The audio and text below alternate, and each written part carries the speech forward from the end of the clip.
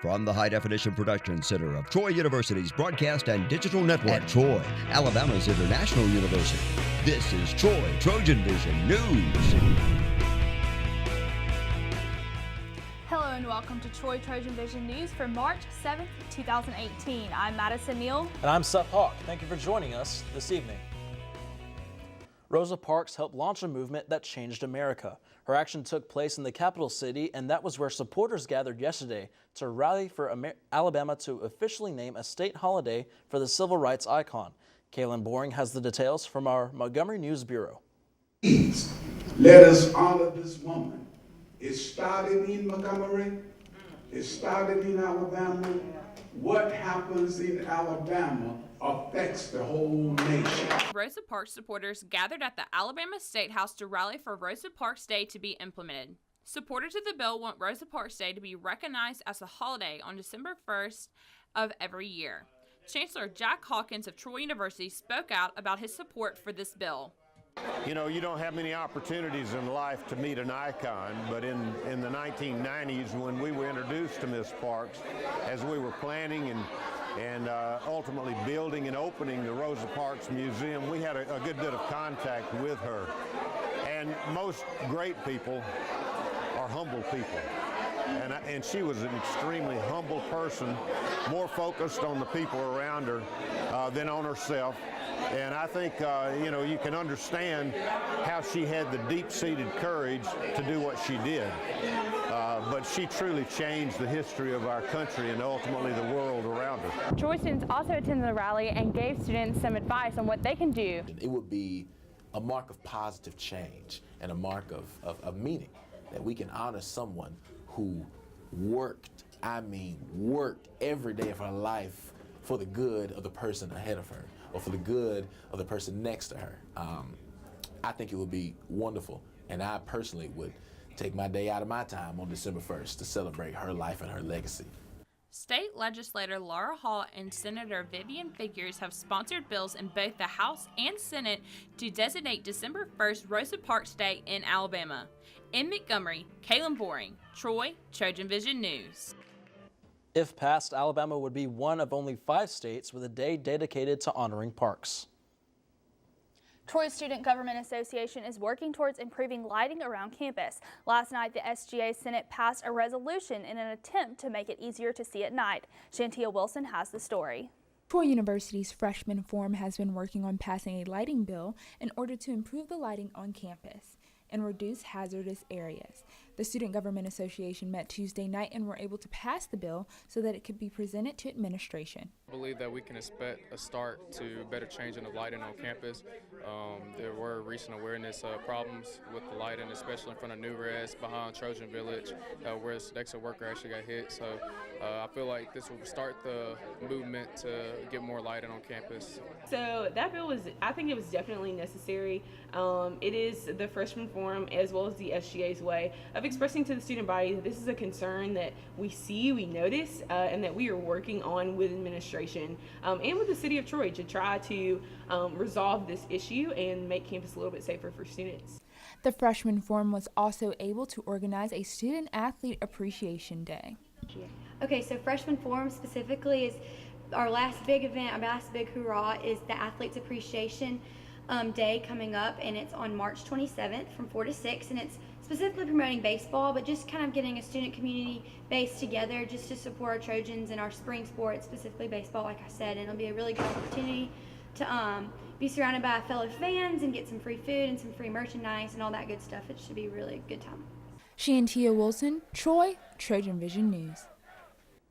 There will be no SGA meeting next week due to spring break. The next meeting will take place Tuesday, March 20th. A career-ending injury is something no athlete wants to face. However, former athlete Inky Johnson uses his experience to motivate young people. And he brought his message to Troy University last night. Brianna Jones has the story.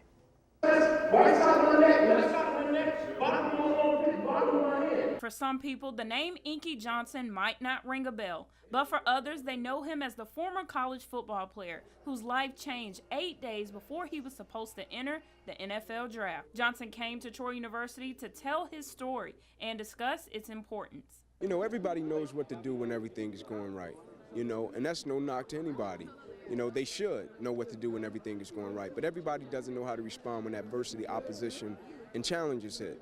And unfortunately, but fortunately for me, I faced adversity in 2009.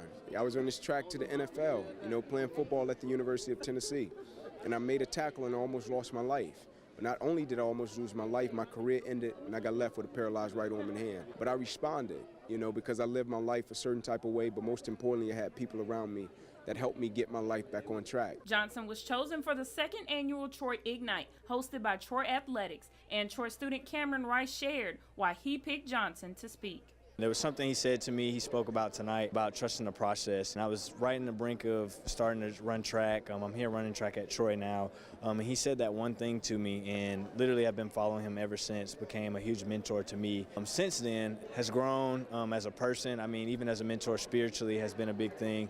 And I knew that what he brought to the table as a speaker would be able to help a lot of people. Just from what he's done for me, I knew that it would bring and help people at Troy University and people who ever watch. No matter where we come from, no matter color, race, ethnic background, religion, the one thing that we all have in common as people is we're all going to face adversity. Like, we're all going to face it on different levels. We're all going to go through something. And so I just so happen to go through adversity, and I think people can identify with it because of how I handled it. Brianna Jones, Troy, TrojanVision News. Johnson lost the use of his right arm after an injury he sustained in a 2006 Tennessee versus Air Force football game. Now, the latest in Trojan sports on Troy TrojanVision News. Good evening and welcome to your TrojanVision Sports. I'm Sarah Drake. The Trojan baseball team traveled up to Birmingham last night to take on the Sanford Bulldogs, and after a slow start, they made their way back to Troy with a win. Troy ended their trip to the Magic City with a 5-4 win. However, the Trojans had to claw back from an early 3-run deficit to snag the W. Troy was down 4-1 after 5 innings of play. A 2-run ninth put the Trojans on top of the Bulldogs to win the game. Pitcher Rush Hickson says that it was good that the team kept fighting to mount the comeback. It was not a very good game for us. We didn't play very good, but we found a way to win. A midweek game on the road, so there's a lot of positives to take out of that. But as a whole, we know we got to do better. The way we played last night won't win against a higher caliber opponent in a bigger setting. So although we did win, there's some stuff that we really got to work on moving forward. The Trojans will return home this weekend to take on Gardner-Webb. First game of the weekend series is set for Friday at 6 p.m. And as if the win wasn't big enough, one of the big plays of the night got a little national attention. It made it into SportsCenter's top 10, and it was Rush Hickson making a very unpitcher-like play. In the bottom of the first, Hickson made a diving catch of a pop-up foul ball. The catch ended up as the number 2 play on SportsCenter's top 10 last night. Hickson said he was glad to be recognized for the defensive play since he wasn't having that great a night on the mound. It's pretty incredible. My heart was beating, honestly, on the bus because all the teammates, all the guys on the bus were counting down with the SportsCenter thing, and it got to 3, and they're like, oh, it's going to be 1 or 2, and then when it popped up, everybody just went crazy. And when that happened, it was pretty cool feeling, up there with, actually winning a game. So, like I said earlier, with my frustrating night, I felt like I had on the mound to do that and to have that, the way the night ended, it was pretty cool. Once again, the Trojans will be back in action Friday night, and there's no word from Hickson on whether he's planning on making any more acrobatic plays. After a career weekend in the Circle, Trojan softball freshman Annie Willis has been named Sunbelt Pitcher of the Week. Willis was key in Troy's 5-0 sweep at the Diamond 9 Citrus Classic in Orlando, earning 2 of Troy's 5 wins. She pitched 13 innings, only allowing 7 hits during the weekend and striking out 15 batters. She improved to 4-1 on the year and ranks 16th nationally and leads the Sunbelt with an ERA of .66 through 32 total innings of work this season. Willis is second on the team with 32 strikeouts, and opponents are only hitting .167 with the freshman in the Circle.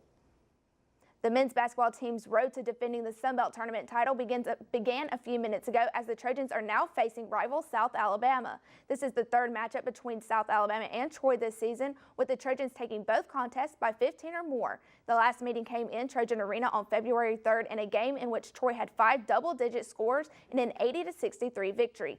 South Alabama comes into the tournament on a cold streak as the Jags have dropped 5 straight following a 90-75 loss at Georgia State in the season finale. In the past past 11 games, South Alabama has lost 8, with 5 coming by 9 or more. And at last report, the Jags were up 12-9.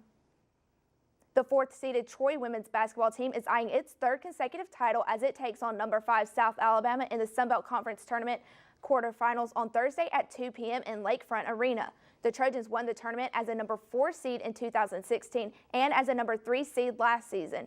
Troy and the Jags have met 3 times in the tournament, with the Trojans taking 2 of those matchups. It was a roller coaster regular season for the Trojans after losing 7 seniors from last year's squad. After posting a 5-6 mark in non-conference play and sputtering to a 2-4 start in league action, Troy found its stride and reeled off 6 straight wins and finished the regular season winning 10 of its last 12 games. So guys, as I mentioned earlier, congratulations to Rush on that top 10 play. Best of luck to the men who are in action right now, and best of luck to the women who play tomorrow. Absolutely. I remember seeing that play on my Twitter feed and just thinking that was phenomenal. I can't believe he did that. Absolutely. Yeah, it was great and made us all so proud. Thank you, Sarah. Thank you.